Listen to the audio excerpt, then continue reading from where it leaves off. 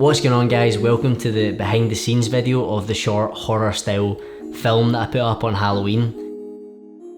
If you haven't seen that yet, then I'll link it here. I'll also put the link down in the description, so go give that a watch and let me know what you think. I tried my best to film as much behind the scenes as possible when I did this shoot, so you guys could get a look into how I was setting up the shots, how I was doing the lighting and things like that. So we're going to look at that stuff today, and I hope you guys enjoy the video.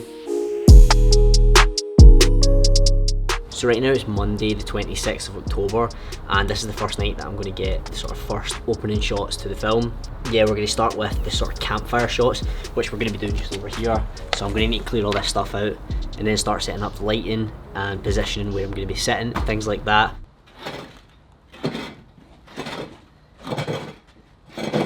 I've got my shot list, so all my notes and all my sort of direction of what I'm going to be doing is in this, so hopefully this all goes well. Just to quickly interject, before I actually film anything, I'll make sure I've got some sort of shot list, even if it's something really basic. This just kind of keeps me right on the night, and it sort of minimises the amount that I have to move things about, because I know the order in which I'm shooting things, and the order in which I'm shooting things is hopefully going to be the least amount of work for me, the least amount of stress for me. I know you can't really see me very well. I do have a sort of old light just kind of shining on me here to try and brighten things up a little bit. I'm going to be using that as much as I can so you guys can at least see me a little bit. First thing I want to do, we now have the fire pit in place and we haven't lit it yet. I'm setting up the Godox VL150.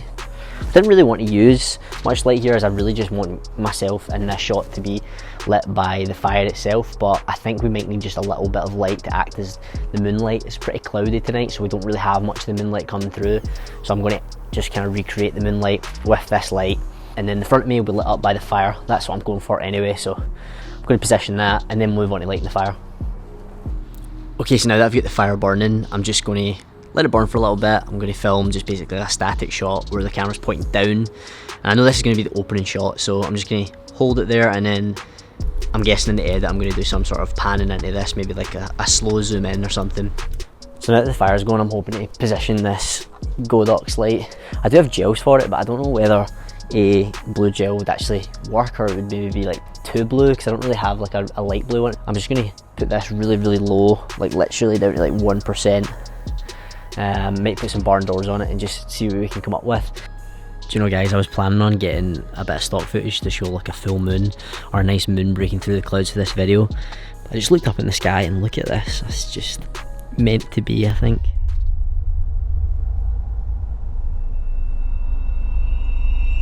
Okay, so for the second shot, I'm going to be shooting through these beams on the decking in my garden. So I don't have a slider, so I was thinking, how am I going to get the camera to make that kind of movement? So I've just decided to grab a skateboard, which I had in my garage, and my plan is just to sit the camera on the skateboard and then have someone just slowly move it back and forward like this, and hopefully that should create a nice little bit of like side to side movement, and hopefully that works well for the shot. Initially this shot was going to be another static shot, and I was just going to add some movement in post, but the idea of using my old skateboard as a sort of slider to get a slider shot, that kind of came to me last minute, and I'm really glad it did, because it ended up adding a little bit of movement that I wouldn't have been able to get by myself without some sort of slider. So if you do happen to have an old skateboard lying about, I'd definitely try this, because it works pretty well. This kind of shot works especially well in horror type films, because it gives the audience the impression that the character's being watched. And I definitely think that that's an easy thing to include in short horror films if you're going to be making some. So right now I'm really liking how this shot looks. I've put the barn doors on, I've took out a little bit of the light from behind me, but I do think that the light that's supposed to be the moonlight is just a little bit too much on this side of my face. So I'm going to just dim that down a little bit and then go for the shot again. So yeah, as I mentioned here, I basically put the barn doors on to the light. That was just so I could get some of the light off of the brick wall behind me. The initial shot, it was just lit up far too much, so it looked pretty unrealistic. So just by closing that over, cutting the light out from that side, it meant that behind me was a lot more shadowy, which is exactly what I was going for. This is known as like negative fill, so if you didn't have any barn doors, you could literally just put up like a bit of black board or like a black sheet just to stop the light from reaching the part of the scene that I didn't want it to reach.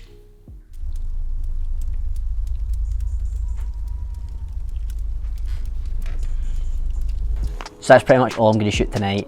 The fire's died down now and we've actually ran out of firewood, so I'm going to have to get some more tomorrow for the next night of shooting. I got all the shots I wanted for tonight, so I'm just going to pack this stuff up, and before I go I'm going to just mask and tape down roughly where the chair is and where the fire pit is so that I can reset it for the next night of shooting. So we'll just jump straight to that now.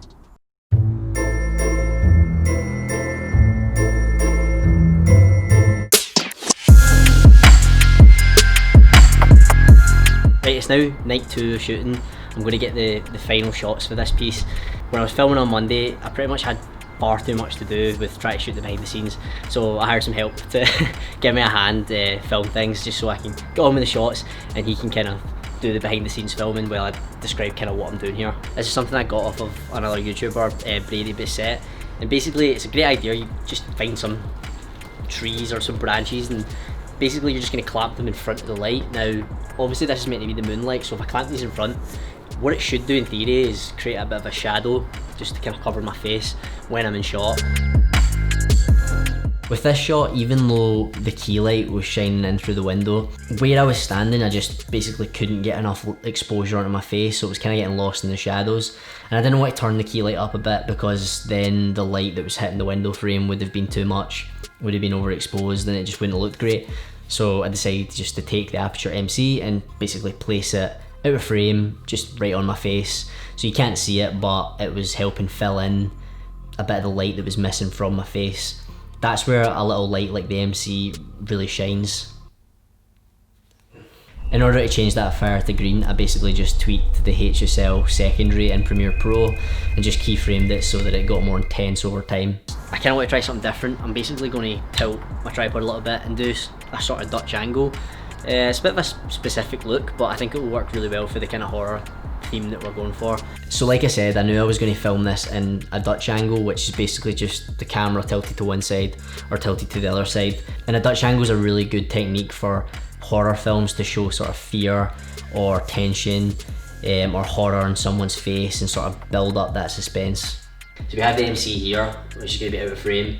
I've got it on the fire setting, and basically all I'm going to do is just put this green gel in front of it, and then I've got Ryan out of frame, and basically when I give him the signal he's just going to turn it off using the app, and then that's going to simulate the fire being extinguished. So this should hopefully work, and we're just keeping the same lighting from the last scene. So once we got this shot locked off, I quickly realised that the light was only going to go off on my face and it wasn't going to go off in the window frame that was around me, so we decided to take the shot again with me out of the frame and basically just have the MC shining on first the left hand side of the window frame, and then did it again with the right hand side of the window frame, and then in post we masked all three of the shots together, synced them up, and then they all worked together and it made it look like the fire outside was going out. So yeah, that's a great option if you're working with locked off shots. Think about how you can maybe utilise a mask in post-production to add something new to your shots, a different dynamic. So now at this point we'd shot the last shot where the camera had to be outdoors, so we could move everything inside and out of the cold. And this goes back to why I made a shot list. It meant that I was only having to work outside for the sort of first half of the shoot, and then I could bring everything back in, and this was crucial because we were battling basically the rain coming in, so having that shot list allowed me to shoot in this order, and then it worked out for us in the end. So now that we're indoors and away from any open flames, I decided to use aerosol atmosphere, which is basically just haze in a can. This stuff's great for creating a mood, and it works especially well when you have like a harsh key light, like our key light that was outside, and then also here we used the MC just outside the window to simulate that fire that was actually out. So this was just simulating it, just the glow coming up from the window, and that spray really helped to bring that out and show the light off a little bit better.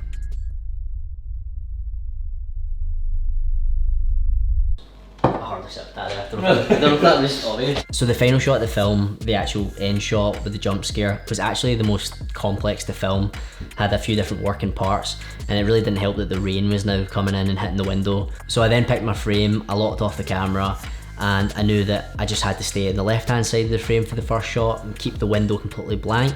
And I did my action, I jumped back as if I was being scared. That then allowed me to go outside, stand in the window frame, and also film the sort of jump scare part of that same shot. Because I didn't move the camera, I was going to use a mask and just mask the two shots together. So I put on a different jacket, I put my terrible mask on, which was basically just a plain black mask with a bit of black fabric around it. The idea here was just to look like a complete black silhouette, so it didn't really matter if you saw the mask, it really looked pretty stupid when you see it. But with the backlight, with just the silhouette, I think it worked quite well. And then again in post, I just masked the two clips together, synced them up so that they looked like they were happening at the same time. And then I added some fake sort of camera sway just to sort of sell the effect that it was just one shot. That was the end of that night of filming. I basically had everything we needed two people for. So a few days later, I came back and set up a similar lighting situation, and I just filmed the 3 sort of quick fire shots that I needed for an earlier part in the film. I think these 3 shots served as a good way to transition from the kind of nice sitting by the campfire, chilled vibe that we started with, to then the more unsettling direction that the video was heading to. This video is probably extremely long at this point, so if you did stick around, then I really appreciate it. And I hope you learned something that you can take into your own creations and your own short films. If you did enjoy the video, consider leaving it a like and subscribe to the channel if you want to see more content from myself. Once again, thanks for watching, and I'll see you guys in the next one.